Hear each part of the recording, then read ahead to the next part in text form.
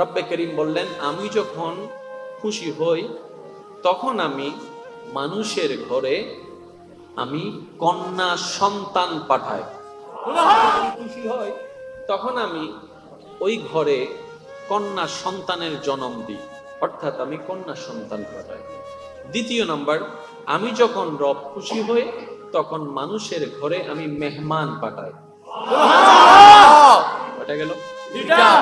একটা হচ্ছে কন্যা সন্তান আর একটা হচ্ছে মেহমান। তৃতীয় নাম্বার, আমি রব যখন খুশি হই তখন আমি আকাশ থেকে বৃষ্টি বর্ষণ করি। কয়টা? তিনটা। জোরে বলেন। তিনটা। আল্লাহ খুশি হলে কোন তিনটে, যে তিনটা কাজ করে তিনটা একটু মনোযোগ দিবেন। মেহমান পাঠায়, কন্যা সন্তান পাঠায়, বৃষ্টি পাঠায়। বড় মজার বিষয় কি জানেন? আল্লাহ যে তিনটাতে খুশি, আমরা সেই তিনটাতে নারাজ। আল্লাহ যেটাতে খুশি আমরা সেটাতে নারাজ। আরেকটা দেখেন, কন্যা সন্তান যদি হয়, মাইলে বীরের কুফো নাই, বংশ সারা গলিব হতো। আল্লাহ তাআলা যে তিনটা খুশি হন, আমরা বান্দারা আফসোস সে তিনটাতে আমরা নারাজ। যদি অতীতে না বুঝে হয়ে থাকি, আজকে থেকে আমরা চেষ্টা করব এই তিনটাতে মহা আনন্দিত হওয়ার জন্য। সুবহানাল্লাহ। যদি শুনি কারো ঘরে কন্যা সন্তান এসেছে, আলহামদুলিল্লাহ ডবল ডবল পড়বো, ডবল ডবল পড়বো, ডবল ডবল পড়বো। কারো ঘরে যদি বিনা টাইমে মেহমান চলে আসে, বিরক্ত না হয়ে এতটুকু খেয়াল করব, আমার রব আমার রিজিককে বাড়াই দিতে চাচ্ছেন, আমার রহমত বাড়াই দিতে চাচ্ছেন। সুবহানাল্লাহ। আমার রব আমার বিপদ কাটিয়ে দিতে চাচ্ছেন, আমার রিজিকের মধ্যে বৃদ্ধি করে দিতে চাচ্ছেন, তাই আমার ঘরে মেহমান পাঠিয়েছেন। যদি দেখি যে বৃষ্টি আসন্ন, বৃষ্টি এসেছে, সাথে সাথে রবের দরবারে দোয়া করা শুরু করব। বৃষ্টির মধ্যে দোয়া করলে দোয়া কবুলের চান্সেস বেড়ে যায়, কারণ রব তখন খুশি হয়ে যায়। বলেন সুবহানাল্লাহ। বড় সৌভাগ্যবান আমরা, আল্লাহর ঘরে বসে আছি। বড় খুশনসিব ভাইয়া, বড় খুশনসিব। ঘর সবই ঘর, টাইলস এর চাইতে দামি টাইলস হয়তো ঘরে আছে। কি বলেন?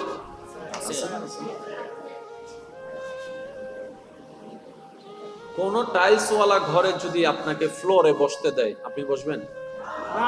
কারণ এটা ইগোতে লাগবে। কোন টাইলস ওয়ালা ঘরে, দামি ঘরেও যদি আপনাকে বলে যে ভাই নিচে বসেন, এখানে লাগবে। তুই এতে কম দা জীবন নিচে বইতে।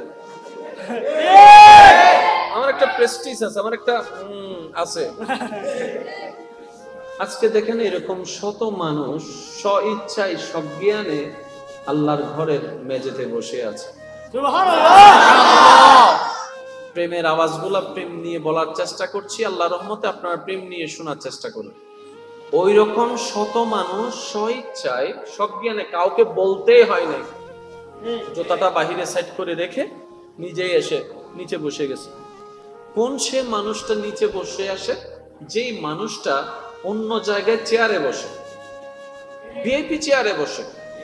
আজকে এরকম অনেক শিক্ষিত ছেলেরা ফ্লোরে বসে আছে, কারণ ঘরটা তো রব্বুল আলামিন। ঘর ঘর মনে রাখবেন ভাইয়েরা, পৃথিবীর বুকে সমস্ত কিছুর ভ্যালু নির্ভর হয়, ভ্যালুর মূল্যায়ন হয় নিসবতের কারণে। সম্পর্ক কার সাথে, এটার উপর ডিপেন্ড করে। সম্পর্কটা যখন একজন চোরের সাথে হয়, তার ছেলের মূল্যায়নটা ওই রকম। ছেলের সম্পর্কটা যখন একজন এমপির সাথে হয়, তার ভ্যালু অন্যরকম। সন্তান শব্দটার সম্পর্কটা যখন একজন আলেমের সাথে হয়ে যায়, সন্তানের সম্পর্কের সম্মানটা অন্যরকম। ঘর সবগুলাই ঘর, কিন্তু এই ঘরটা স্পেশাল কোন দিকে হলো?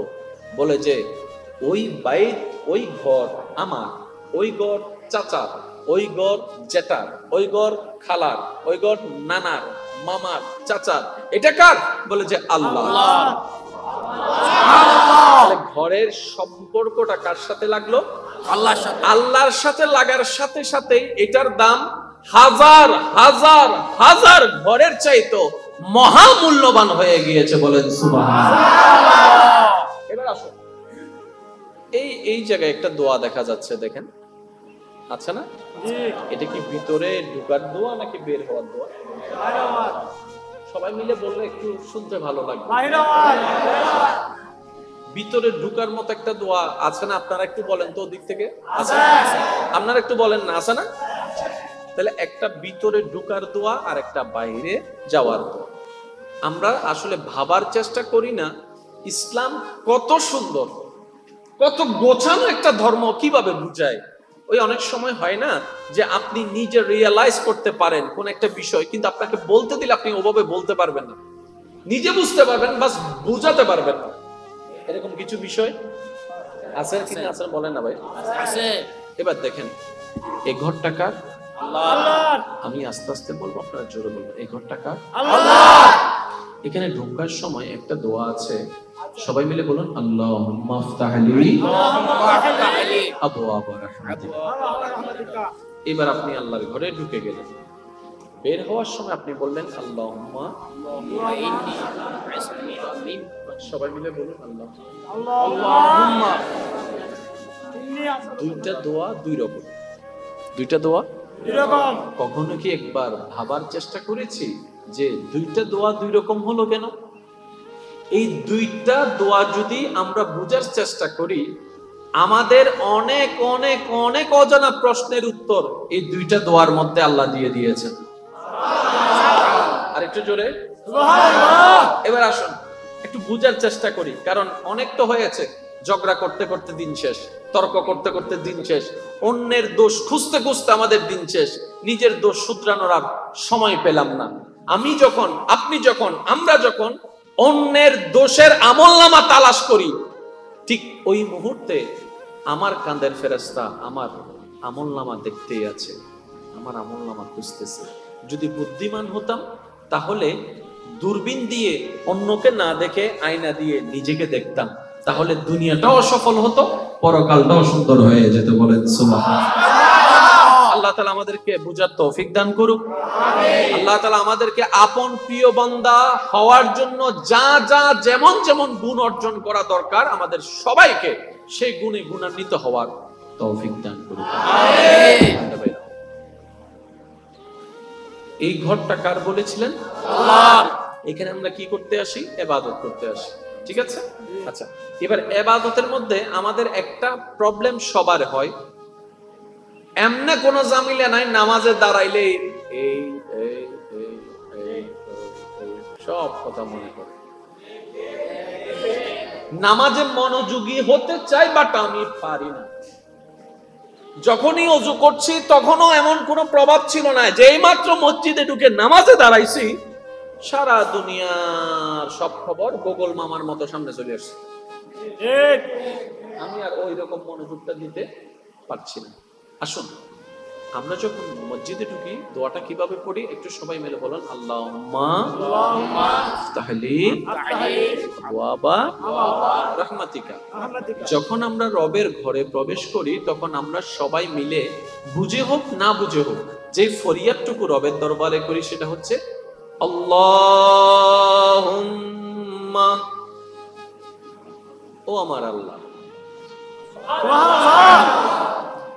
শব্দগুলো একটু খেয়াল করবেন, ও আমার আল্লাহ, দেখেন কত কাছে, ও আমার আল্লাহ। আফতাহলি, দয়া করে মেহেরবানি করে আমার জন্য তুমি উন্মুক্ত করে দাও, খুলে দাও, খুলে দাও, খুলে দাও। সুবহানাল্লাহ। এবার প্রশ্ন, কি খুলে দিব? কি খুলে দিব? তখন রব যখন জিজ্ঞেস করে বান্দা কি খুলে দিব, বান্দা উত্তর দেয় আবওয়াবা রাহমাতিকা। মাওলা আমি যাচ্ছি নামাজ পড়তে, নামাজটা তোমাকে পাওয়ার জন্য, নামাজটা তোমার দিদার পাওয়ার জন্য, নামাজটা গুনাহ কমানোর জন্য, নামাজটা নেকি বাড়ানোর জন্য, নামাজটা পরকালে বাঁচার জন্য, নামাজটা জীবনকে পাপমুক্ত করার জন্য। নামাজটা হচ্ছে সালাত তানহা আনিল ফাহশাই ওয়াল মুনকার, অশ্লীলতা থেকে বাঁচার জন্য। নামাজ হচ্ছে আমি শয়তান থেকে বাঁচার জন্য।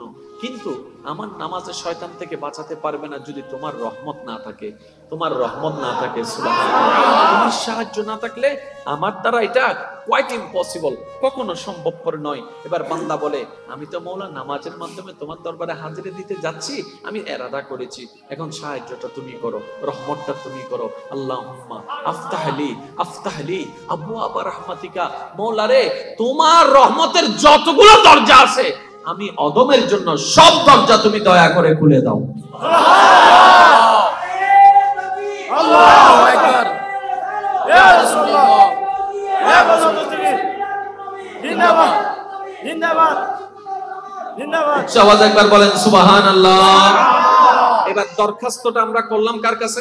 আল্লাহর কাছে। জোরে বলেন না, কার কাছে? আল্লাহর কাছে। তার কাজ হচ্ছে দরখাস্ত করা। কবুল করবে কি করবে না, কখন করবে, কিভাবে করবে, কোন দিন করবে, সেটা আমাদের দেখার বিষয় নয়, এটা মওলার ইচ্ছা। আপনার আমার এই বুঝটা বুঝে যদি এই দোয়াটা আল্লাহর দরবারে মোনাজাতটা ফরিয়াদটা যদি 10 বছরও করি, 10 বছর পরও যদি একবার কবুল হয়ে যায়, ওই দিনের নামাজে আসসালাতু মেরাজুল মুমিনিন হয়ে যাবে আল্লাহ চাইলে। সুবহানাল্লাহ। আমাদের কাজ হচ্ছে অ্যাপ্লিকেশনের উপর অ্যাপ্লিকেশন করা। আমরা বোকামিটা করি কোথায় জানেন? মনে করেন আমরা কোন একটা বিপদে পড়ছি, বাস এক ওয়াক্ত নামাজ পড়লাম, তাহাজ্জুদ একদিন দুদিন পড়লাম, আমরা সাথে সাথে বেনিফিট খুঁজি। কিরে আমি তো নামাজ পড়ছি, পাইলাম না কেন, আমি তো নামাজ, এই জায়গাটাই আমাদেরকে শয়তানে ধোঁকায় ফেলে। মনে রাখবেন একটা, যেহেতু সময় সংক্ষিপ্ত আমি দ্রুত গতিতে যাচ্ছি, বান্দার কাজ হচ্ছে মওলার গোলামি করা। এখানে কোনো লেনদেন নাই, জোরে বলেন, এখানে কোনো লেনদেন নাই, এখানে কোনো চাওয়া পাওয়া নাই। একটাই চাওয়া থাকতে পারে, সেটা কি? মওলা তোমারে খুশি করতে চাই। মওলা আমি আর কিছু চাই না, আমি শুধু তোমারে খুশি করতে চাই। কারণ আমি এতটুক জানি, তুমি যখন খুশি হও আমলটা নেক হয়ে যায়, ওই নেক আমলটা জান্নাতে যাওয়ার জরিয়া হয়ে যায়। বলেন সুবহানাল্লাহ। কখন? মওলা যখন খুশি হয়, মওলা যখন খুশি হয়। আর আমাদের প্রত্যেকটা নামাজ, প্রত্যেকটা ইবাদত হবে মওলাকে খুশি করার জন্য। এবার আপনাদের শর্টকাটে বললে বুঝতে পারবেন, জান্নাতে যাওয়ার জন্য দুইটা জিনিসের দরকার, একটার নাম ঈমান, একটার নাম আমল। নামাজটা আমলের ভিতর আছে না নাই? আমলের ভিতরে নামাজের কাউন্টিং আছে না নাই? রোজার কাউন্টিং, বা একটু জোরে বলেন না, রোজার কাউন্টিং আছে, হজ যাকাতের কাউন্টিং আছে, দান সদকার কাউন্টিং আছে। আচ্ছা, নামাজ জান্নাতে যাওয়ার জন্য নামাজ দরকার, কম্পালসারি, আমরা সবাই জানি। কিন্তু আমরা কি কখনো এটা প্রশ্ন করেছি, একজন মানুষের জীবনে কয় ওয়াক্ত নামাজ থাকলে সে জান্নাতে যাবে? এমনও তো হতে পারে 50,000 ওয়াক্তের আদায়কারী নামাজি জাহান্নামে চলে যাচ্ছে, আবার 1000 ওয়াক্ত আদায়কারী জান্নাতে চলে যাচ্ছে। হতে তো পারে, হতে তো পারে। এমনও তো হতে পারে 3 বছর লাগাতার রোজা রাখনে वाला জাহান্নামে চলে যাচ্ছে, 2 মাস লাগাতার রোজা রাখনে वाला হয়তো জান্নাতেও চলে যাচ্ছে। এমনও তো হতে পারে 10 কোটি দেনে वाला জাহান্নামে চলে যাচ্ছে, ওই আপনার আমার মতো ফকির 2টা টাকা দিয়েছে কোন একটা দিন, আল্লাহর দরবারে কবুল হয়েছে, সে জান্নাতে চলে যাচ্ছে। জান্নাতে যাওয়ার জন্য আমাদের কত পরিমাণ সেটার দরকার নাই। আল্লাহর ওয়াস্তে একটু বোঝার চেষ্টা করবেন, ভুল বুঝবেন না। জান্নাতে যাওয়ার জন্য আমাদের এত হাজার রাকাত, এত ওয়াক্ত নামাজ লাগবে, বিষয়টা তা নয়। জান্নাতে যাওয়ার জন্য আপনার প্রেমের একটা সিজদাই যথেষ্ট। একটা সিজদা, অনলি ওয়ান। ওই একটা সিজদা কোনটা আমরা কেউ জানি না। জোরে বলেন, একটা সিজদা কোনটা সেটা আমরা কেউ জানি না। সেই জন্যই বারবার সিজদা দেওয়া লাগে রবের দরবারে। অর্থাৎ যতক্ষণ নিঃশ্বাস থাকবে সিজদা দিতেই থাকবো, কোন আশায়? একটা না একটা তো রবের দরবারে কবুল হবে, ওই একটা হলেই যথেষ্ট হয়ে যাবে। বলেন সুবহানাল্লাহ। আল্লাহ আমাদেরকে একটু বুঝার তৌফিক দান করুন। আমিন। আপনাদের কি কষ্ট হচ্ছে? না। বসতে কষ্ট হচ্ছে? না। বুঝতে কষ্ট হচ্ছে? না। আমি আমার জায়গা থেকে সর্বোত্তম সহজ করে বলার চেষ্টা করছি, বাকিটা আল্লাহ পাকের ইচ্ছা। ঠিক আছে? তাহলে জান্নাতে যাওয়ার জন্য ঈমান এবং আমল কয়টা জিনিস দরকার? আর নামাজ, রোজা, হজ, যাকাত, দান সদকা সবগুলো আমলের অংশ, আর আমলের ভিতরে কত পরিমাণ সেটার দরকার নাই, কোনটার কোয়ালিটি কেমন এটা দরকার। সুবহানাল্লাহ বলা যাবে? সুবহানাল্লাহ। আমি কি বলেছি? একটা সিজদাও যদি কবুল হয়, রব চাইলে ওই একটা সিজদার কারণে আপনাকে আমাকে জান্নাত দিতে পারে। তাহলে এখন টোটাল অঙ্কটাকে কিভাবে বলবো? এক কথাই বুঝুন, আল্লাহ জান্নাতে যদি যেতেই চাই, আল্লাহর রহমত ছাড়া দ্বিতীয় কোনো উপায় নেই। আল্লাহর রহমত ছাড়া দ্বিতীয় কোনো উপায় নাই। এবার আল্লাহর রহমতকে যদি সরিয়ে ফেলি, নামাজ আর নামাজ নাই। আল্লাহর রহমতকে যদি সরিয়ে ফেলি, রোজা আর রোজা থাকবে না, হজ আর হজ থাকবে না, যাকাত আর যাকাত থাকবে না। আবার আল্লাহর রহমতকে যখন ছায়া হিসেবে রাখবো, একটা সিজদাও জান্নাতের কারণ হয়ে যাবে। বলেন না সুবহানাল্লাহ। এখন টোটাল বিষয়টা কি দাঁড়ালো? আমাদের জান্নাত দরকার, জান্নাতে যেতে গেলে আল্লাহর রহমতের দরকার। এবার ঢোকার সময় বললাম, আল্লাহুম্মা আফতাহলি আবওয়াবা রাহমাতিকা, ও মাওলা তোমার ওই রহমতটা আমাকে দান করো, যে রহমত নিয়ে আমি তোমার প্রিয় হতে পারবো, তোমার জান্নাতের বাসিন্দা হতে পারবো। বলেন না সুবহানাল্লাহ। আল্লাহ রহমতের দরকার সবার আছে।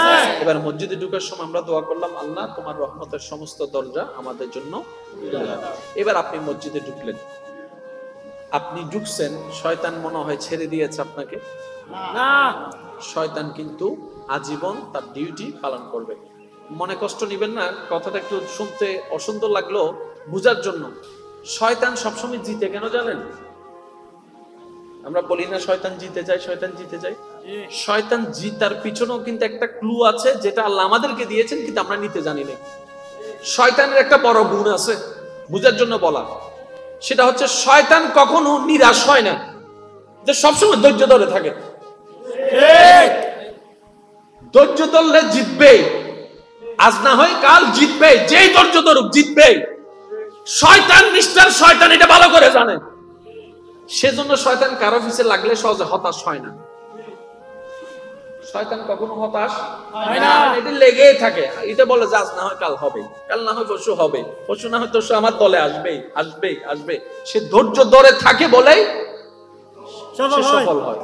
আমরা যদি এই বুঝতে পারি, জীবন কেন্দ্রিক যদি এই শব্দটা বসাতে পারি, আমাদের জীবনে যতই দুঃখ আসুক, যতই কষ্ট আসুক, যতই যন্ত্রণা আসুক, ইমানদার ভাইয়েরা শ্রদ্ধার সাথে একটু বলি, ওয়ালা নাবলুওয়ান্নাকুম বিশাইইন মিনাল খাউফি ওয়াল জুই ওয়া নাকসিন মিনাল আমওয়ালি ওয়াল আনফুসি ওয়াত তামারাত ওয়া বাশশিরিস সাবিরিন আল্লাযিনা ইযা আসাবাতহুম মুসিবা ক্বালু ইন্না লিল্লাহি ওয়া ইন্না ইলাইহি রাজিউন। অন্য আয়াত আল্লাহ পাক বলে, ইন্নাল্লাহা মা'আস সাবিরিন, ইন্নাল্লাহা মা'আস সাবিরিন। শ্রদ্ধার সাথে বলি, জীবনে যাই আসুক, বুঝি কিংবা না বুঝি, মন মানুক আর না মানুক, আমাদের বিবেক তো অতটুক যায় নাই যে আল্লাহর কুদরত বুঝতে পারবো। আমাদের জ্ঞান তো অতটুক হয় নাই যে 10 বছর পরে কি হবে সেটা বুঝতে পারবো। আমরা তো সবাই অপারগ। তাহলে আল্লাহ ছাড়া আমাদের দ্বিতীয় কোনো উপায় নাই। তাওয়াক্কুলটা রবের উপর রাখলাম, ভরসাটা রবের উপর রাখলাম, স্বপ্ন চাওয়া ইচ্ছাটা রবের উপর ছেড়ে দিলাম, মনের সব কল্পনা সব রবের উপর ছেড়ে, অত্যাচার যদি অত্যাচার করে, বিচারটা রবের উপর দিয়ে ধৈর্য ধরে বসে থাকেন। একটা দিন যাবে, একটা সপ্তাহ যাবে, 2 সপ্তাহ যাবে, 1 মাস যাবে, 2 বছর যাবে, 5 বছর যাবে, দেখা যাবে আপনার কষ্টের পরিমাণ বাড়তেই আছে, অপমানের পরিমাণ বাড়তেই আছে, দুঃখের পরিমাণ বাড়তেই আছে। যখন দেখবেন আপনার জীবনে ধৈর্য ধরার কারণে আপনার কষ্টের লেভেল বাড়ছে, চোখ বন্ধ করে এতটুকু বুঝে নেবেন, আল্লাহ তাআলার রহমত আপনার কাছে আসতেছে। বলেন না সুবহানাল্লাহ। আল্লাহ আপনাকে নিজেই গাইডলাইন দেওয়ার চেষ্টা করছে। যখন আপনি দেখবেন জীবন চলার পথে আপনার আপনজনের আপনাকে ছেড়ে চলে যাচ্ছে, আপনার কাছের মানুষরা আপনাকে ভুল বুঝতেছে, যাদেরকে আপনি চেয়েছেন পাশে থাকবে, বিশ্বাস করেছেন আপনার পাশে, কাউকে আজকে পাচ্ছেন না, ফোন দিয়েও কাউকে পাচ্ছেন না, কাউকে থেকে হেল্প চেয়ে পাচ্ছেন না, কাউকে কাছে যাচ্ছেন সেটাও পাচ্ছেন না, কোনোভাবে হেল্প না হোক অন্তত হাতটা ধরে আপনাকে বলবে চিন্তা করিস না, আমি তোর সাথে আছি, এমন বলার মানুষ পাচ্ছেন না। তখন বুঝে নেবেন, যখন আপনি দেখবেন আপনার আশেপাশের পরিচিত মুখ আপনাকে ভুলে যাচ্ছে, আপনার থেকে সরে যাচ্ছে, তখন চোখ বন্ধ করে আলহামদুলিল্লাহ বলে এই বলে খুশি হবেন, আল্লাহ আপনার থেকে সবাইকে সরাই দিচ্ছেন, যেন আল্লাহ স্বয়ং সরাসরি আপনাকে সাহায্য করতে পারে। রব্বে করিম বললেন, আমি যখন খুশি হই তখন আমি মানুষের ঘরে আমি কন্যা সন্তান পাঠাই। খুশি হই তখন আমি ওই ঘরে কন্যা সন্তানের জন্ম দিই, অর্থাৎ আমি কন্যা সন্তান পাঠাই। দ্বিতীয় নাম্বার, আমি যখন রব খুশি হই তখন মানুষের ঘরে আমি মেহমান পাঠাই। কয়টা গেল? একটা হচ্ছে কন্যা সন্তান আর একটা হচ্ছে মেহমান। তৃতীয় নাম্বার, আমি রব যখন খুশি হই তখন আমি আকাশ থেকে বৃষ্টি বর্ষণ করি। কয়টা? তিনটা। ধরে বলেন তিনটা। আল্লাহ খুশি হলে কোন তিনটে, যে তিনটা কাজ করে তিনটা একটু মনোযোগ দিবেন। মেহমান পাঠায়, কন্যা সন্তান পাঠায়, বৃষ্টি পাঠায়। বড় মজার বিষয় কি জানেন? আল্লাহ যে তিনটাতে খুশি, আমরা সেই তিনটাতে নারাজ। আল্লাহ যেটাতে খুশি, আমরা সেটাতে নারাজ। আরেকটা দেখেন, কন্যা সন্তান যদি হয়, মাইল্লে ভিড়ের কুফও নাই, বংশ সেরা গলিব হতো। আল্লাহ তাআলা যে তিনটা খুশি হন, আমরা বান্দারা আফসোস সে তিনটাতে আমরা নারাজ। যদি অতীতে না বুঝে হয়ে থাকি, আজকে থেকে আমরা চেষ্টা করব এই তিনটাতে মহা আনন্দিত হওয়ার জন্য। সুবহানাল্লাহ। যদি শুনি কারো ঘরে কন্যা সন্তান এসেছে, আলহামদুলিল্লাহ ডবল ডবল পড়বো, ডবল ডবল পড়বো, ডবল ডবল পড়বো। কারো ঘরে যদি বিনা টাইমে মেহমান চলে আসে, বিরক্ত না হয়ে এতটুক খেয়াল করব, আমার রব আমার রিজিককে বাড়াই দিতে চাচ্ছেন, আমার রহমত বাড়াই দিতে চাচ্ছেন। সুবহানাল্লাহ। আমার রব আমার বিপদ কাটিয়ে দিতে চাচ্ছেন, আমার রিজিকের মধ্যে বৃদ্ধি করে দিতে চাচ্ছেন, তাই আমার ঘরে মেহমান পাঠিয়েছেন। যদি দেখি যে বৃষ্টি আসন্ন, বৃষ্টি এসেছে, সাথে সাথে রবের দরবারে দোয়া করা শুরু করব। বৃষ্টির মধ্যে দোয়া করলে দোয়া কবুলের চান্সেস বেড়ে যায়, কারণ রব তখন খুশি হয়ে যায়। বলেন সুবহানাল্লাহ। বড় সৌভাগ্যবান আমরা, আল্লাহর ঘরে বসে আছি। বড় খুশনসিব ভাইয়া, বড় খুশনসিব। ঘর সবই ঘর, টাইলস এর চাইতেও দামি টাইলস হয়তো ঘরে আছে। কি বলেন?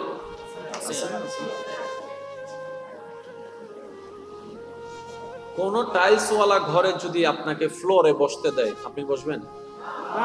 কারণ এটা ইগোতে লাগবে।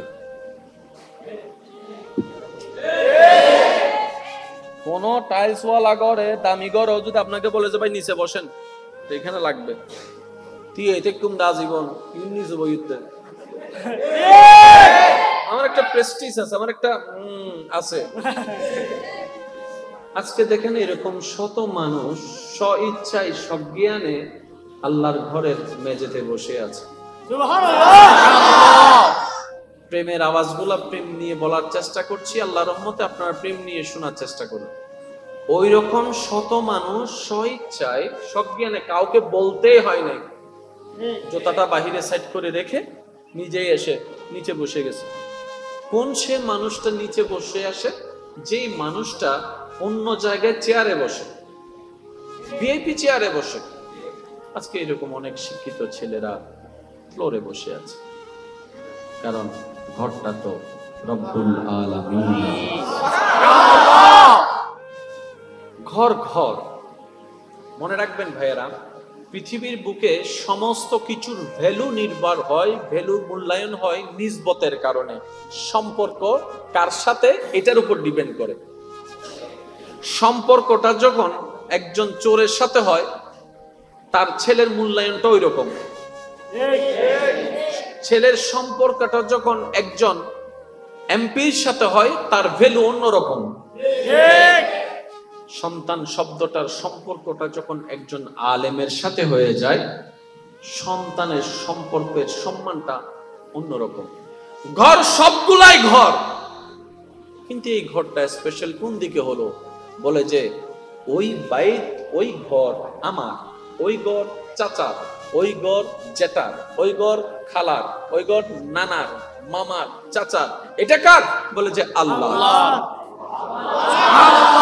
ঘরের সম্পর্কটা কার সাথে লাগলো? আল্লাহর সাথে। আল্লাহর সাথে লাগার সাথে সাথে এটার দাম হাজার হাজার হাজার ঘরের চাইতো মহামূল্যবান হয়ে গিয়েছে। বলেন সুবহানাল্লাহ।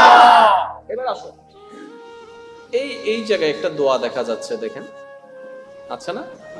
এটা কি ভিতরে ঢোকার দোয়া নাকি বের হওয়ার দোয়া? সবাই মিলে বললে একটু শুনতে ভালো লাগবে।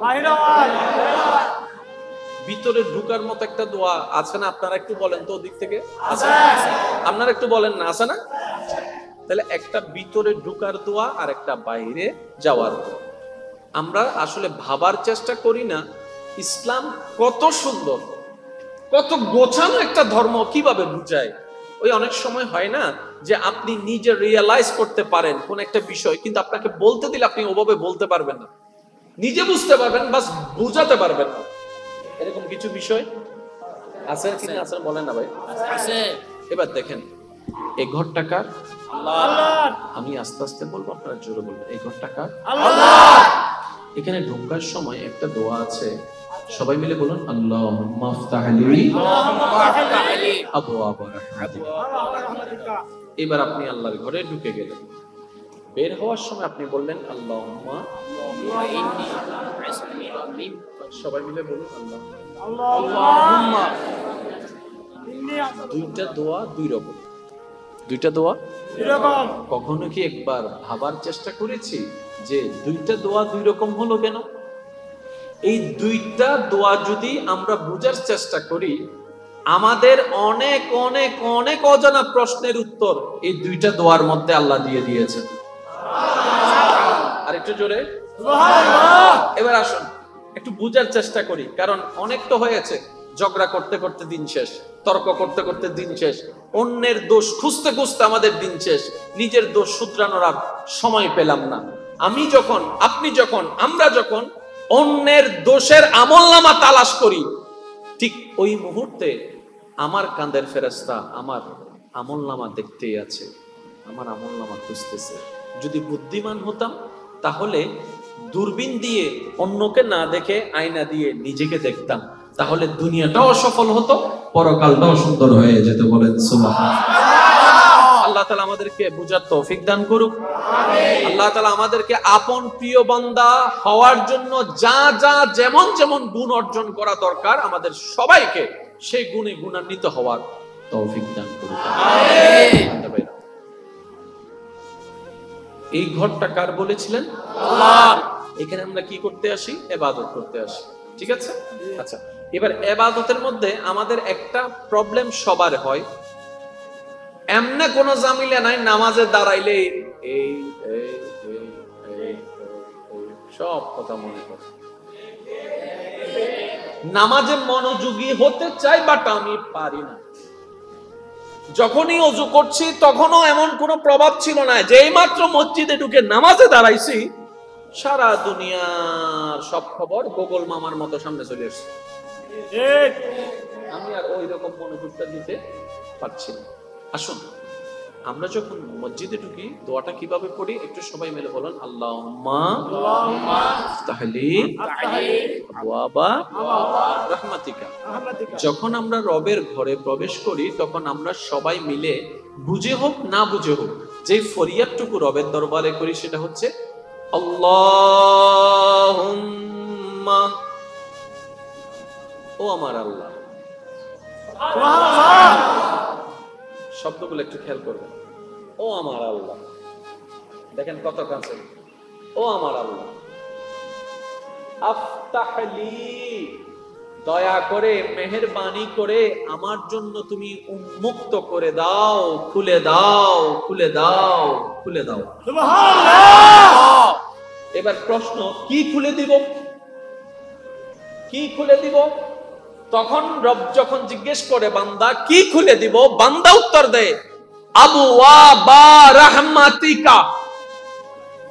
মাওলা আমি যাচ্ছি নামাজ পড়তে, নামাজটা তোমাকে পাওয়ার জন্য, নামাজটা তোমার দিদার পাওয়ার জন্য, নামাজটা গুনাহ কমানোর জন্য, নামাজটা নেকি বাড়ানোর জন্য, নামাজটা পরকালে বাঁচার জন্য, নামাজটা জীবনকে পাপমুক্ত করার জন্য। নামাজটা হচ্ছে সালাতা তানহা আনিল ফাহশাই ওয়াল মুনকার, অশ্লীলতা থেকে বাঁচার জন্য।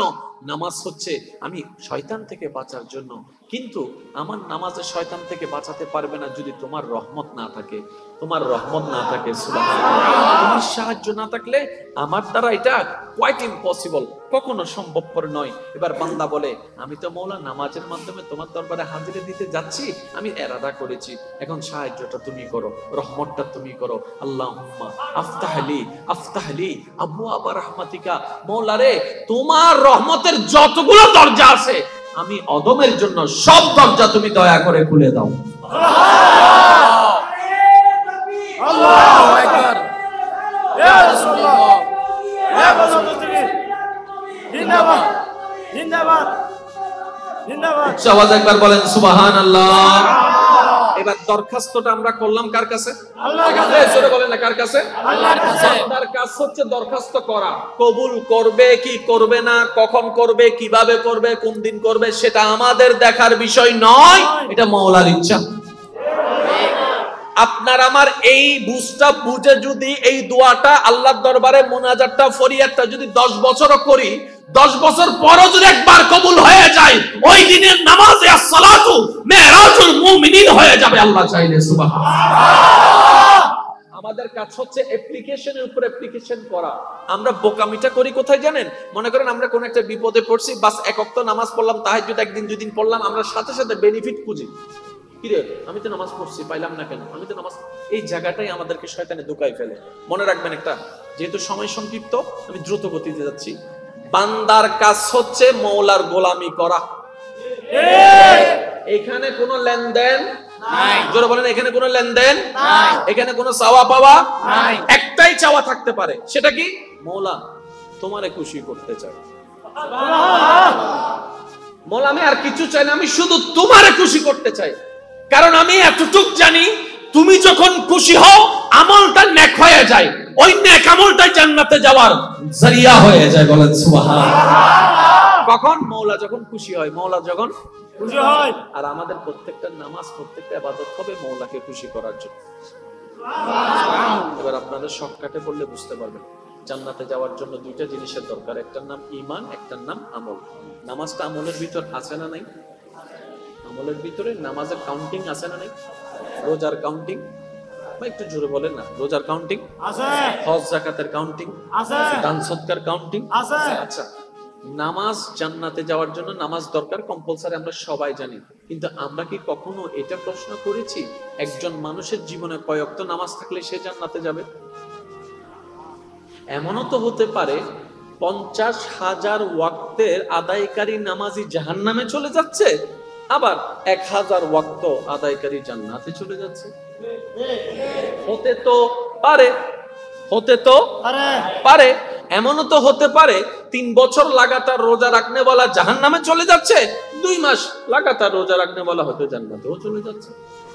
এমনও তো হতে পারে 10 কোটি দেনে वाला জাহান্নামে চলে যাচ্ছে, ওই আপনার আমার মতো ফকির 2টা টাকা দিয়েছে, কোন একটা দিন আল্লাহর দরবারে কবুল হয়েছে, সে জান্নাতে চলে যাচ্ছে।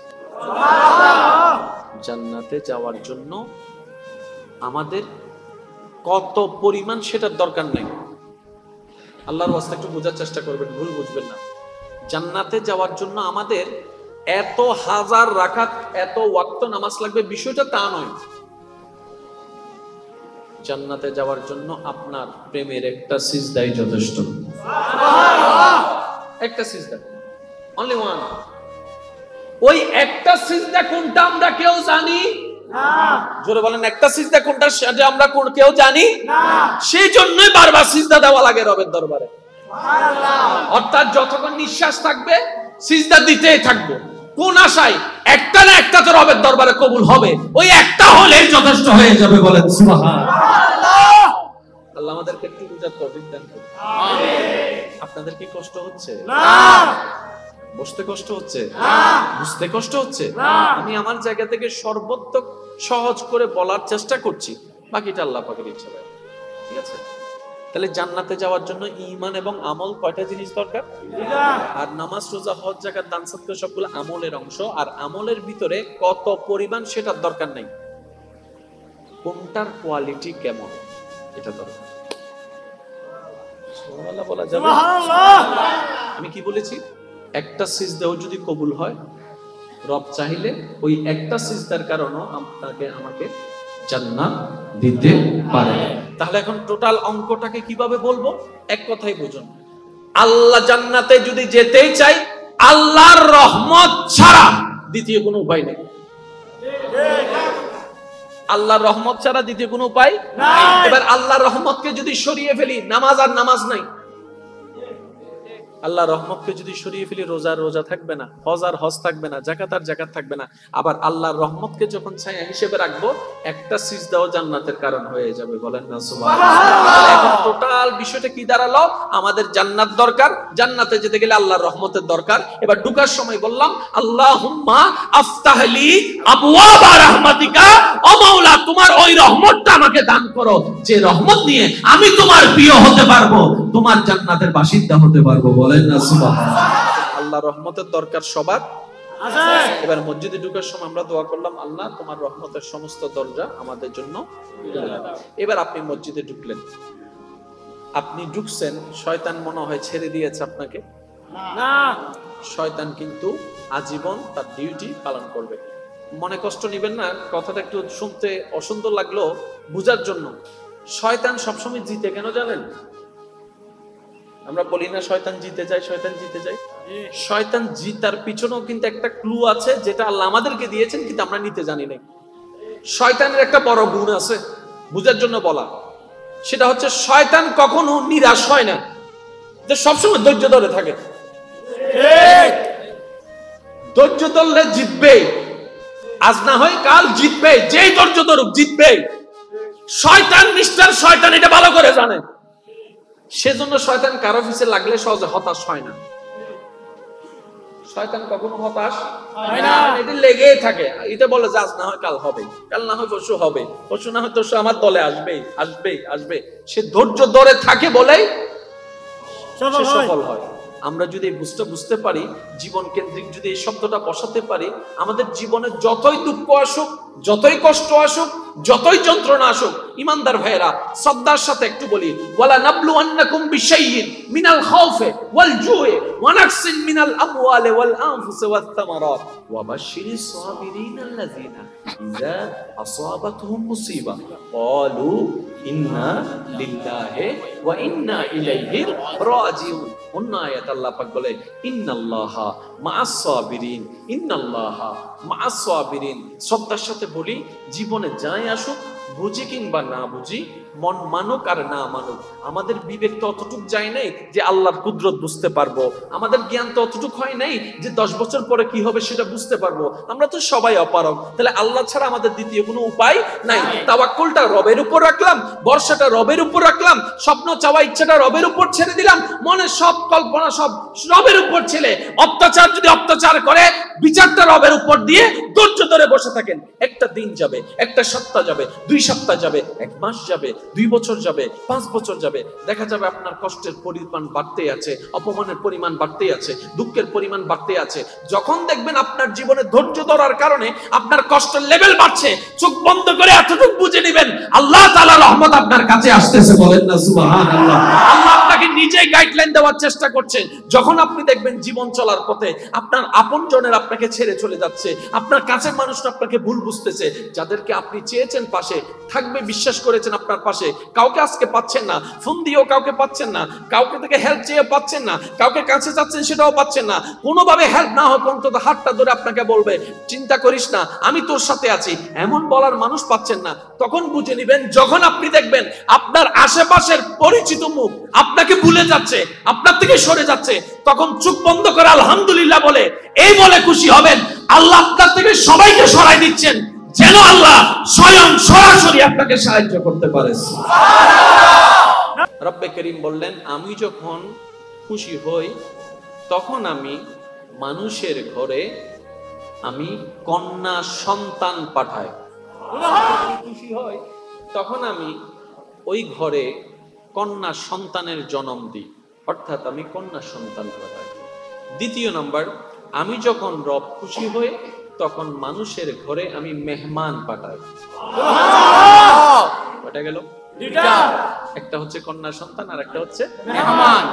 তৃতীয় নাম্বার, আমি রব যখন খুশি হই তখন আমি আকাশ থেকে বৃষ্টি বর্ষণ করি। কয়টা? জোরে বলেন। আল্লাহ খুশি হলে কোন তিনটে, যে 3টা কাজ করে 3টা একটু মনোযোগ দিবেন। মেহমান পাঠায়, কন্যা সন্তান পাঠায়, বৃষ্টি পাঠায়। বড় মজার বিষয় কি জানেন? আল্লাহ যে 3টাতে খুশি, আমরা সেই 3টাতে নারাজ। আল্লাহ যেটাতে খুশি আমরা সেটাতে নারাজ। আরেকটা দেখেন, কন্যা সন্তান যদি হয় মাইল্লে বীরের কুফও নাই, বংশ সেরাক দলিব হতো। আল্লাহ তাআলা যে তিনটা খুশি হন, আমরা বান্দারা আফসোস সে তিনটাতে আমরা নারাজ। যদি অতীতে না বুঝে হয়ে থাকি, আজকে থেকে আমরা চেষ্টা করব এই তিনটাতে মহা আনন্দিত হওয়ার জন্য। সুবহানাল্লাহ।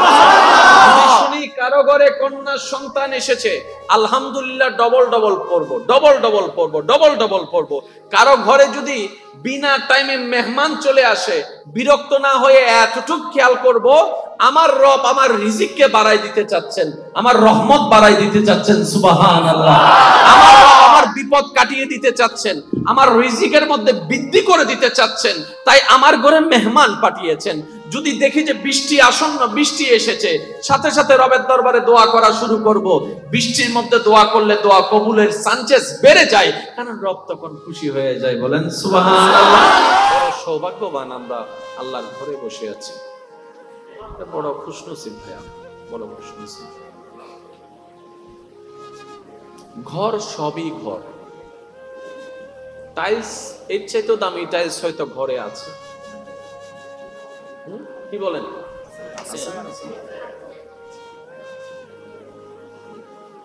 কোন টাইলস ওয়ালা ঘরে যদি আপনাকে ফ্লোরে বসতে দেয়, আপনি বসবেন? কারণ এটা ইগোতে লাগবে। কোন টাইলস ওয়ালা ঘরে, দামি ঘরেও যদি আপনাকে বলে যে ভাই নিচে বসেন, এখানে লাগবে, তুই এতে কোন দা জীবন নিচে বইতে। আমার একটা প্রেস্টিজ আছে, আমার একটা আছে। আজকে দেখেন এরকম শত মানুষ স্ব ইচ্ছায় সজ্ঞানে আল্লাহর ঘরের মেঝেতে বসে আছে। প্রেমের আওয়াজগুলা প্রেম নিয়ে বলার চেষ্টা করছি, আল্লাহর রহমতে আপনারা প্রেম নিয়ে শোনার চেষ্টা করুন। ওই রকম শত মানুষ স্ব ইচ্ছায় সজ্ঞানে, কাউকে বলতেই হয় নাই, জুতাটা বাহিরে সাইড করে রেখে নিজেই এসে নিচে বসে গেছে। কোন সে মানুষটা নিচে বসে আসে? যেই মানুষটা অন্য জায়গায় চেয়ারে বসে, ভিআইপি চেয়ারে বসে।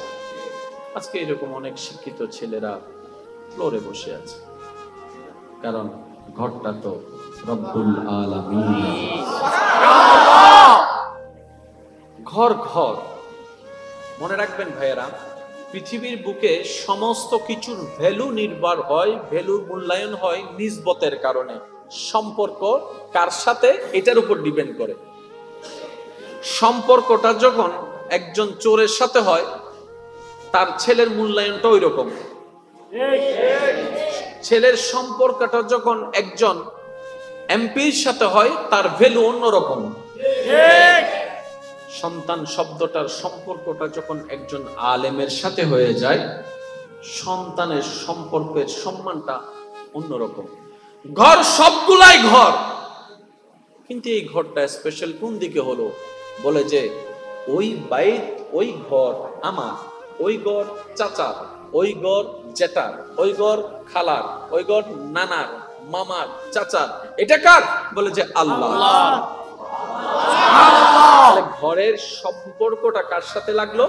আল্লাহর সাথে। আল্লাহর সাথে লাগার সাথে সাথে এটার দাম হাজার হাজার হাজার ঘরের চাইতো মহা মূল্যবান হয়ে গিয়েছে। বলেন সুবহানাল্লাহ। এবার আসো, এই জায়গায় একটা দোয়া দেখা যাচ্ছে, দেখেন, আচ্ছা না? এটা কি ভিতরে ঢোকার দোয়া নাকি বের হওয়ার দোয়া? সবাই মিলে বললে একটু শুনতে ভালো লাগবে। ভিতরে ঢুকার মতো একটা দোয়া আছে না? আপনারা একটু বলেন তো, ওদিক থেকে আছে? আপনারা একটু বলেন না, আছে না? তাহলে একটা ভিতরে ঢুকার দোয়া আর একটা বাইরে যাওয়ার দোয়া। আমরা আসলে ভাবার চেষ্টা করি না ইসলাম কত সুন্দর, কত গোছানো একটা ধর্ম, কিভাবে বুঝায়। ওই অনেক সময় হয় না যে আপনি নিজে রিয়েলাইজ করতে পারেন কোন একটা বিষয়, কিন্তু আপনাকে বলতে দিলে আপনি ওভাবে বলতে পারবেন না। নিজে বুঝতে পারবেন, বাস বুঝাতে পারবেন না। এরকম কিছু বিষয় আছে কি না? আছে বলেন না ভাই। আছে। এবার দেখেন, এই ঘরটা কার? আল্লাহর। আমি আস্তে আস্তে বলবো, আপনারা জোরে বলবেন, এই ঘরটা কার? আল্লাহর। এখানে ঢোকার সময় একটা দোয়া আছে, সবাই মিলে বলুন, আল্লাহুম্মা আফতাহ লি আবওয়াব রাহমাতিক। এবার আপনি আল্লাহর ঘরে ঢুকে গেলেন। বের হওয়ার সময় আপনি বললেন আল্লাহুম্মা, সবাই মিলে বলুন আল্লাহুম্মা। দুইটা দোয়া দুই রকম, দুইটা দোয়া এরকম কখনো কি একবার ভাবার চেষ্টা করেছি যে দুইটা দোয়া দুই রকম হলো কেন? এই দুইটা দোয়া যদি আমরা বোঝার চেষ্টা করি, আমাদের অনেক অনেক অনেক অজানা প্রশ্নের উত্তর এই দুইটা দোয়ার মধ্যে আল্লাহ দিয়ে দিয়েছেন। আর একটু জোরে সুবহানাল্লাহ। এবার আসুন একটু বুঝার চেষ্টা করি, কারণ অনেক তো হয়েছে, ঝগড়া করতে করতে দিন শেষ, তর্ক করতে করতে দিন শেষ, অন্যের দোষ খুঁজতে খুঁজতে আমাদের দিন শেষ, নিজের দোষ শুধরানোর আর সময় পেলাম না। আমি যখন, আপনি যখন, আমরা যখন অন্যের দোষের আমলনামা তালাশ করি, ঠিক ওই মুহূর্তে আমার কাঁধের ফেরেশতা আমার আমলনামা দেখতেই আছে, আমার আমলনামা খুঁজতেছে। যদি বুদ্ধিমান হতাম তাহলে দূরবীন দিয়ে অন্যকে না দেখে আয়না দিয়ে নিজেকে দেখতাম, তাহলে দুনিয়াটাও সফল হতো, পরকালটাও সুন্দর হয়ে যেত। বলেন সুবহানাল্লাহ। আল্লাহ তাআলা আমাদেরকে বুঝার তৌফিক দান করুক। আল্লাহ তাআলা আমাদেরকে আপন প্রিয় বান্দা হওয়ার জন্য যা যা যেমন যেমন গুণ অর্জন করা দরকার, আমাদের সবাইকে সেই গুণে গুণান্বিত হওয়ার তৌফিক দান করুক। আমিন। এই ঘরটা কার বলেছিলেন? আল্লাহ। এখানে আমরা কি করতে আসি? ইবাদত করতে আসি, ঠিক আছে?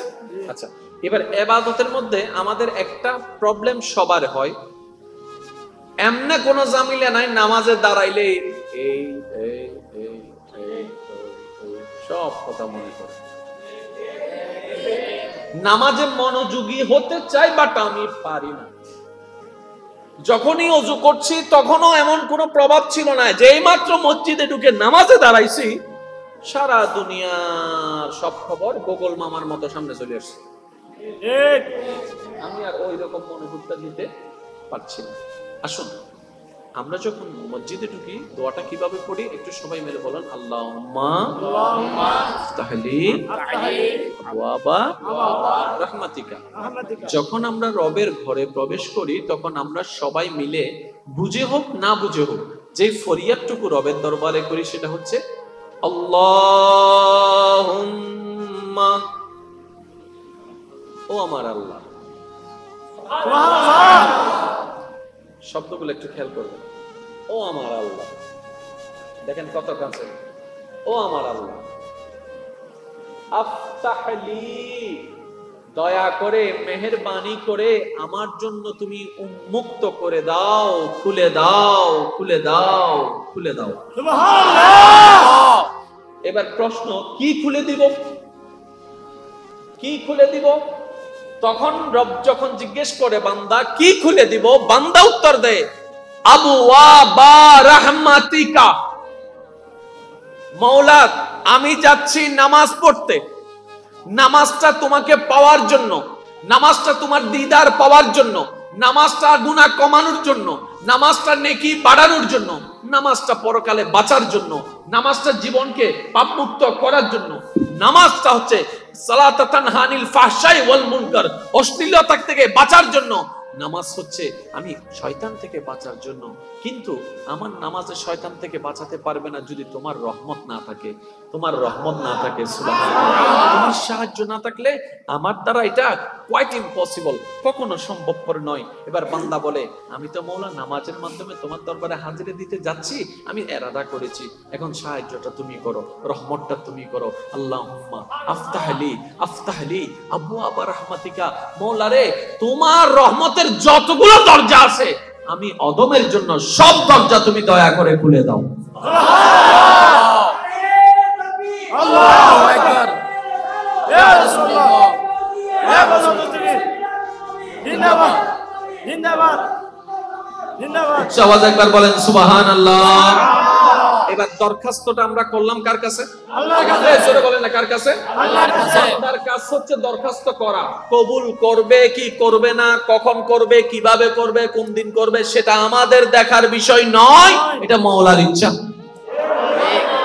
আপনার আমার এই বুঝটা বুঝে যদি এই দোয়াটা আল্লাহর দরবারে মোনাজাতটা ফরিয়াদটা যদি 10 বছরও করি, 10 বছর পরও যদি একবার কবুল হয়ে যায়, ওই দিনের নামাজে আসসালাতু মেরাজুল মুমিনিন হয়ে যাবে আল্লাহ চাইলে। সুবহানাল্লাহ। আমাদের কাজ হচ্ছে অ্যাপ্লিকেশনের উপর অ্যাপ্লিকেশন করা। আমরা বোকামিটা করি কোথায় জানেন? মনে করেন আমরা কোন একটা বিপদে পড়ছি, বাস এক ওয়াক্ত নামাজ পড়লাম, তাহাজ্জুদ একদিন দুই দিন পড়লাম, আমরা সাথে সাথে বেনিফিট খুঁজি। কি রে, আমি তো নামাজ পড়ছি, পাইলাম না কেন? আমি তো নামাজ, এই জায়গাটাই আমাদেরকে শয়তানে ধোঁকায় ফেলে। মনে রাখবেন একটা, যেহেতু সময় সংক্ষিপ্ত আমি দ্রুত গতিতে যাচ্ছি, বান্দার কাজ হচ্ছে মওলার গোলামি করা। এখানে কোনো লেনদেন নাই। জোরে বলেন, এখানে কোনো লেনদেন নাই, এখানে কোনো চাওয়া পাওয়া নাই। একটাই চাওয়া থাকতে পারে, সেটা কি? মওলা তোমারে খুশি করতে চাই। মওলা আমি আর কিছু চাই না, আমি শুধু তোমারে খুশি করতে চাই। কারণ আমি এতটুক জানি, তুমি যখন খুশি হও আমলটা নেক হয়ে যায়, ওই নেক আমলটাই জান্নাতে যাওয়ার জরিয়া হয়ে যায়। বলেন সুবহানাল্লাহ। কখন? মওলা যখন খুশি হয়, মওলা যখন খুশি হয়। আর আমাদের প্রত্যেকটা নামাজ, প্রত্যেকটা ইবাদত হবে মওলাকে খুশি করার জন্য। এবার আপনাদের শর্টকাটে বললে বুঝতে পারবেন, জান্নাতে যাওয়ার জন্য দুইটা জিনিসের দরকার, একটার নাম ঈমান, একটার নাম আমল। নামাজটা আমলের ভিতর আছে না নাই? আমলের ভিতরে নামাজের কাউন্টিং আছে না নাই? রোজার কাউন্টিং, বা একটু জোরে বলেন না, রোজার কাউন্টিং আছে, হজ যাকাতের কাউন্টিং আছে, দান সদকার কাউন্টিং আছে। আচ্ছা, নামাজ জান্নাতে যাওয়ার জন্য নামাজ দরকার, কম্পালসারি, আমরা সবাই জানি। কিন্তু আমরা কি কখনো এটা প্রশ্ন করেছি, একজন মানুষের জীবনে কয় ওয়াক্ত নামাজ থাকলে সে জান্নাতে যাবে? এমনও তো হতে পারে 50,000 ওয়াক্তের আদায়কারী নামাজি জাহান্নামে চলে যাচ্ছে, আবার 1000 ওয়াক্ত আদায়কারী জান্নাতে চলে যাচ্ছে। হতে তো পারে, হতে তো পারে। এমনও তো হতে পারে 3 বছর লাগাতার রোজা রাখনে वाला জাহান্নামে চলে যাচ্ছে, 2 মাস লাগাতার রোজা রাখনে वाला হয়তো জান্নাতেও চলে যাচ্ছে। এমনও তো হতে পারে 10 কোটি দেনে वाला জাহান্নামে চলে যাচ্ছে, ওই আপনার আমার মতো ফকির 2টা টাকা দিয়েছে, কোন একটা দিন আল্লাহর দরবারে কবুল হয়েছে, সে জান্নাতে চলে যাচ্ছে। জান্নাতে যাওয়ার জন্য আমাদের কত পরিমাণ সেটার দরকার নাই। আল্লাহর ওয়াস্তে একটু বোঝার চেষ্টা করবেন, ভুল বুঝবেন না। জান্নাতে যাওয়ার জন্য আমাদের এত হাজার রাকাত, এত ওয়াক্ত নামাজ লাগবে, বিষয়টা তা নয়। জান্নাতে যাওয়ার জন্য আপনার প্রেমের একটা সিজদাই যথেষ্ট। একটা সিজদা, অনলি ওয়ান। ওই একটা সিজদা কোনটা আমরা কেউ জানি না। জোরে বলেন, একটা সিজদা কোনটা সেটা আমরা কেউ জানি না। সেই জন্যই বারবার সিজদা দেওয়া লাগে রবের দরবারে। অর্থাৎ যতক্ষণ নিঃশ্বাস থাকবে সিজদা দিতেই থাকবো। কোন আশায়? একটা না একটা তো রবের দরবারে কবুল হবে, ওই একটা হলেই যথেষ্ট হয়ে যাবে। বলেন সুবহানাল্লাহ। আল্লাহ আমাদেরকে একটু বুঝার তৌফিক দান করুন। আমিন। আপনাদের কি কষ্ট হচ্ছে? না। বসতে কষ্ট হচ্ছে? না। বুঝতে কষ্ট হচ্ছে? না। আমি আমার জায়গা থেকে সর্বোত্তম সহজ করে বলার চেষ্টা করছি, বাকিটা আল্লাহ পাকের ইচ্ছা। ঠিক আছে? তাহলে জান্নাতে যাওয়ার জন্য ঈমান এবং আমল কয়টা জিনিস দরকার? আর নামাজ, রোজা, হজ, যাকাত, দান সদকা সবগুলো আমলের অংশ। আর আমলের ভিতরে কত পরিমাণ সেটার দরকার নেই, কোনটার কোয়ালিটি কেমন এটা দরকার। সুবহানাল্লাহ বলা যাবে? আমি কি বলেছি? একটা সিজদাও যদি কবুল হয়, রব চাইলে ওই একটা সিজদার কারণে আপনাকে আমাকে জান্নাত দিতে পারে। তাহলে এখন টোটাল অঙ্কটাকে কিভাবে বলবো? এক কথাই বুঝুন, আল্লাহ জান্নাতে যদি যেতেই চাই, আল্লাহর রহমত ছাড়া দ্বিতীয় কোনো উপায় নেই। আল্লাহর রহমত ছাড়া দ্বিতীয় কোনো উপায় নাই। এবার আল্লাহর রহমতকে যদি সরিয়ে ফেলি, নামাজ আর নামাজ নাই। আল্লাহর রহমতকে যদি সরিয়ে ফেলি, রোজার রোজা থাকবে না, হজ আর হজ থাকবে না, যাকাত আর যাকাত থাকবে না। আবার আল্লাহর রহমতকে যখন ছায়া হিসেবে রাখবো, একটা সিজদাও জান্নাতের কারণ হয়ে যাবে। বলেন না সুবহানাল্লাহ। এখন টোটাল বিষয়টা কি দাঁড়ালো? আমাদের জান্নাত দরকার, জান্নাতে যেতে গেলে আল্লাহর রহমতের দরকার। এবার ঢোকার সময় বললাম, আল্লাহুম্মা আফতাহলি আবওয়াবা রাহমাতিকা, ও মাওলা তোমার ওই রহমতটা আমাকে দান করো, যে রহমত নিয়ে আমি তোমার প্রিয় হতে পারবো, তোমার জান্নাতের বাসিন্দা হতে পারবো। বলেন না সুবহানাল্লাহ। আল্লাহ রহমতের দরকার সবার আছে। এবার মসজিদে ঢোকার সময় আমরা দোয়া করলাম, আল্লাহ তোমার রহমতের সমস্ত দরজা আমাদের জন্য খুলে দাও। এবার আপনি মসজিদে ঢুকলেন, আপনি ঢুকছেন, শয়তান মনে হয় ছেড়ে দিয়েছে আপনাকে, না। শয়তান কিন্তু আজীবন তার ডিউটি পালন করবে। মনে কষ্ট নিবেন না, কথাটা একটু শুনতে অসুন্দর লাগলো, বুঝার জন্য। শয়তান সবসময় জিতে কেন জানেন? আমরা বলি না শয়তান জিতে যায়, শয়তান জিতে যায়। শয়তান জিতার পিছনেও কিন্তু একটা ক্লু আছে, যেটা আল্লাহ আমাদেরকে দিয়েছেন, কিন্তু আমরা নিতে জানি না। শয়তানের একটা বড় গুণ আছে, বুঝার জন্য বলা। সেটা হচ্ছে শয়তান কখনো নিরাশ হয় না, যে সবসময় ধৈর্য ধরে থাকে। ধৈর্য ধরলে জিতবে, আজ না হয় কাল জিতবে, যেই ধৈর্য ধরুক জিতবে। শয়তান মিস্টার শয়তান এটা ভালো করে জানে, সেজন্য শয়তান কারো পিছে লাগলে সহজে হতাশ হয় না। শয়তান কখনো হতাশ হয় না, এটা লেগেই থাকে। এটা বলে যে আজ না হয় কাল হবে, কাল না হয় পরশু হবে, পরশু না হয় তরশু আমার দলে আসবেই আসবেই আসবে। সে ধৈর্য ধরে থাকে বলেই সফল হয়। আমরা যদি বুঝতে পারি, জীবন কেন্দ্রিক যদি এই শব্দটা বসাতে পারি, আমাদের জীবনে যতই দুঃখ আসুক, যতই কষ্ট আসুক, যতই যন্ত্রণা আসুক, ইমানদার ভাইয়েরা শ্রদ্ধার সাথে একটু বলি, ওয়ালা নাবলুয়ান্নাকুম বিশাইইন মিনাল খাউফি ওয়াল জুই ওয়া নাকসিন মিনাল আমওয়ালি ওয়াল আনফুসি ওয়াত তামারাত ওয়া বাশশিরিস সাবিরিন আল্লাযিনা ইযা আসাবাতহুম মুসিবা ক্বালু ইন্না লিল্লাহি ওয়া ইন্না ইলাইহি রাজিউন। অন্য আয়াত আল্লাহ পাক বলে ইন্নাল্লাহা মা'আস সাবিরিন, ইন্নাল্লাহা মা'আস সাবিরিন। শ্রদ্ধার সাথে বলি, জীবনে যাই আসুক, বুঝি কিংবা না বুঝি, মন মানুক আর না মানুক, আমাদের বিবেক তো অতটুক যায় নাই যে আল্লাহর কুদরত বুঝতে পারবো। আমাদের জ্ঞান তো অতটুক হয় নাই যে 10 বছর পরে কি হবে সেটা বুঝতে পারবো। আমরা তো সবাই অপারগ, তাহলে আল্লাহ ছাড়া আমাদের দ্বিতীয় কোনো উপায় নাই। তাওয়াক্কুলটা রবের উপর রাখলাম, ভরসাটা রবের উপর রাখলাম, স্বপ্ন চাওয়া ইচ্ছাটা রবের উপর ছেড়ে দিলাম, মনে সব কল্পনা সব রবের উপর ছেড়ে, অত্যাচার যদি অত্যাচার করে বিচারটা রবের উপর দিয়ে ধৈর্য ধরে বসে থাকেন। একটা দিন যাবে, একটা সপ্তাহ যাবে, 2 সপ্তাহ যাবে, 1 মাস যাবে, 2 বছর যাবে, 5 বছর যাবে, দেখা যাবে আপনার কষ্টের পরিমাণ বাড়তেই আছে, অপমানের পরিমাণ বাড়তেই আছে, দুঃখের পরিমাণ বাড়তেই আছে। যখন দেখবেন আপনার জীবনে ধৈর্য ধরার কারণে আপনার কষ্টের লেভেল বাড়ছে, চোখ বন্ধ করে এতটুকু বুঝে নেবেন আল্লাহ তাআলার রহমত আপনার কাছে আসতেছে। বলেন না সুবহানাল্লাহ। আল্লাহ আপনাকে নিজেই গাইডলাইন দেওয়ার চেষ্টা করছেন। যখন আপনি দেখবেন জীবন চলার পথে আপনার আপনজনের আপনাকে ছেড়ে চলে যাচ্ছে, আপনার কাছের মানুষরা আপনাকে ভুল বুঝতেছে, যাদেরকে আপনি চেয়েছেন পাশে থাকবে, বিশ্বাস করেছেন আপনার পাশে, কাউকে আজকে পাচ্ছেন না, ফোন দিয়েও কাউকে পাচ্ছেন না, কাউকে থেকে হেল্প চেয়ে পাচ্ছেন না, কাউকে কাছে যাচ্ছেন সেটাও পাচ্ছেন না, কোনোভাবে হেল্প না হোক অন্তত হাতটা ধরে আপনাকে বলবে চিন্তা করিস না আমি তোর সাথে আছি, এমন বলার মানুষ পাচ্ছেন না। তখন বুঝে নিবেন, যখন আপনি দেখবেন আপনার আশেপাশের পরিচিত মুখ আপনাকে ভুলে যাচ্ছে, আপনার থেকে সরে যাচ্ছে, তখন চোখ বন্ধ করে আলহামদুলিল্লাহ বলে এই বলে খুশি হবেন আল্লাহ আপনার থেকে সবাইকে সরাই দিচ্ছেন, যেন আল্লাহ স্বয়ং সরাসরি আপনাকে সাহায্য করতে পারে।